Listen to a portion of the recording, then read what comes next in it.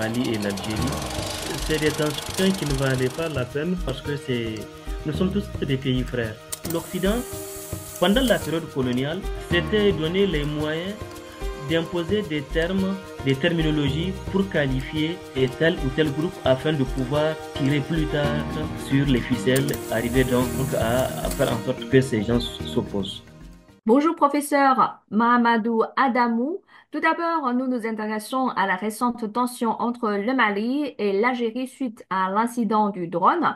Comment analysez-vous cette tension entre vos deux pays voisins? Cette tension est-elle due à des divergences profondes entre les deux pays, comme leurs différences stratégiques dans la lutte contre le terrorisme et la rébellion?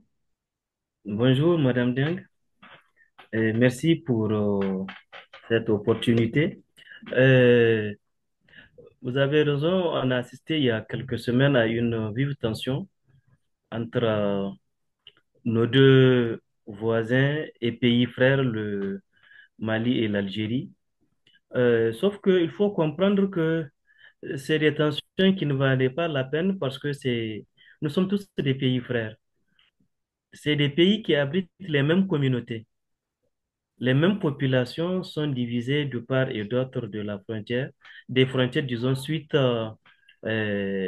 au tracé politique des frontières nées de la colonisation occidentale. Donc, ceci étant, il y a maintenant des positions stratégiques où chacun veuille tirer son épingle du jeu afin de pouvoir défendre ses intérêts propres. Et le Mali se trouve dans une nouvelle logique où il veut affirmer l'autorité de l'État sur l'entière et sur presque sur la totalité de son territoire. Quand on sait qu'à un passé récent, le Mali était presque occupé par des groupes terroristes. Et ces groupes, malheureusement, trouvent souvent refuge en Algérie. Et par représailles, si l'armée malienne mène des actions, il arrive qu'il y ait donc des poursuites. Souvent, quand l'ennemi se réfugie chez le voisin, souvent il y a ces digressions qui font que il y a une infiltration euh, au niveau de l'État voisin. Bon, souvent aussi, c'est la coordination qui manque au niveau des états-majors pour pouvoir stratégiquement, c'est de s'entendre quand l'un ou l'autre poursuit des terroristes, qu'ils puissent pénétrer dans le territoire du voisin sans la viser ou bien en faisant tout directement pour... Parce que c'est une course-poursuite à partir donc d'un drone où maintenant les terroristes sont rentrés dans le territoire algérien. Donc, vous voyez la problématique. Et l'Algérie, se sentant comme une grande puissance, n'a pas digéré qu'il y ait cette intrusion du drone, même si le drone est revenu par après, parce que par rapport à ça, il y a beaucoup d'interprétations de part et d'autre. Pour les Algériens, c'est un territoire algérien, pour les Maliens, c'est un territoire malien. Mais après investigation, en réalité, le drone a été abattu au niveau du territoire malien. Mais toujours est-il que, du fait de l'entente qu'il y a entre les différents responsables, il y a eu une réaction du Mali et de ses alliés. Et je crois aussi qu'au-delà, il y a un enjeu géostratégique qui est là dans la région, puisque pendant des décennies, Algériens et Marocains, par rapport à la question du Sahara occidental, sont opposés. Et avec l'avènement de l'AES, il y a cette implication du Maroc qui offre ses services à partir de ce port. L'enjeu stratégique, c'est quoi? L'Algérie était une sorte de parapluie pour ces États parce que c'était la superpuissance dans la zone.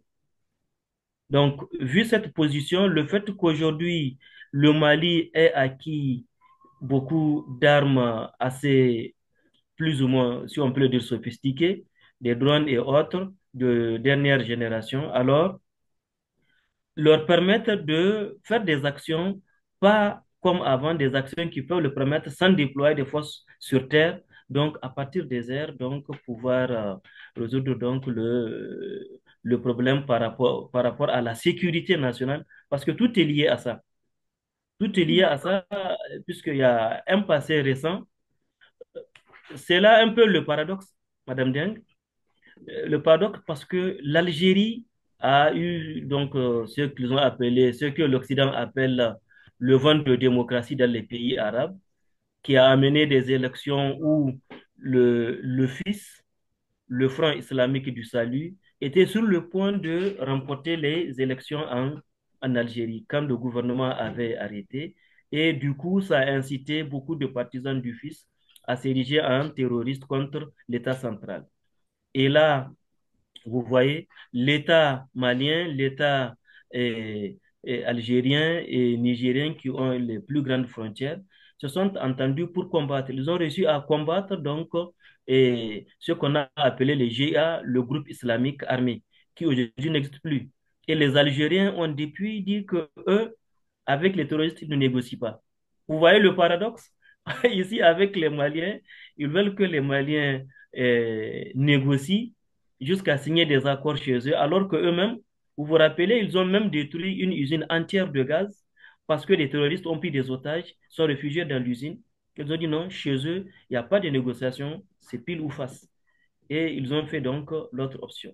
Et quand on regarde aussi historiquement, le Mali socialiste sous le règne de Modibo Keïta a été d'un apport très considérable par rapport à l'accession de l'Algérie à l'indépendance. Ils ont hébergé, ils ont entretenu, ils ont combattu aux côtés des forces algériennes de libération. Et dans un entretien paru sur la chaîne YouTube Le Média, le journaliste et écrivain nigérien Sédik Abba a affirmé que le Niger pourrait jouer un rôle de médiateur entre le Mali et l'Algérie en raison de ses relations avec les deux pays. D'abord, le Niger fait partie de l'AES avec le Mali et le Burkina Faso et le Niger collabore également avec l'Algérie et le Nigeria sur le projet de gazoduc transsaharien Nigal. Partagez-vous son opinion? Je suis entièrement d'accord. C'est une piste et la plus probable parce que, je vous disais tantôt, il y a des liens assez forts entre les populations euh, maliennes, nigériennes et algériennes, qui sont pratiquement les mêmes communautés. C'est des Touaregs, c'est des Arabes qu'on retrouve le long de la frontière et aussi qui sont des zones extrêmement riches en minerais. Et du fait de des rapports très étroits entre le Niger et l'Algérie, mais aussi avec le Mali. Je crois bien que c'est une piste qui peut être prospectée pour trouver une solution à l'amiable entre entre les différents protagonistes. Parce que dans des situations pareilles, tout peut arriver, tout est possible. Et surtout que vous dites, il y a un lien au-delà de l'oléoduc, il y a la transsaharienne, qui est cette voie terrestre qui devrait traverser donc tout le Sahara d'Alger jusqu'à Lagos. Donc, en passant tout le territoire, donc les trois territoires du Niger, du Nigeria et de l'Algérie. Et cela s'est beaucoup développé avec le projet du gazoduc, qui devait quitter, un vieux projet d'ailleurs, qui devait quitter le sud du Nigeria, traverser le Niger et l'Algérie afin de pouvoir servir l'Europe. Et là, c'est des intérêts stratégiques qui concernent les trois pays. Quand on sait, il y a d'autres qui ont même proposé d'autres formes d'alliance de regroupement entre le Nigeria, le Niger, le Mali, l'Algérie.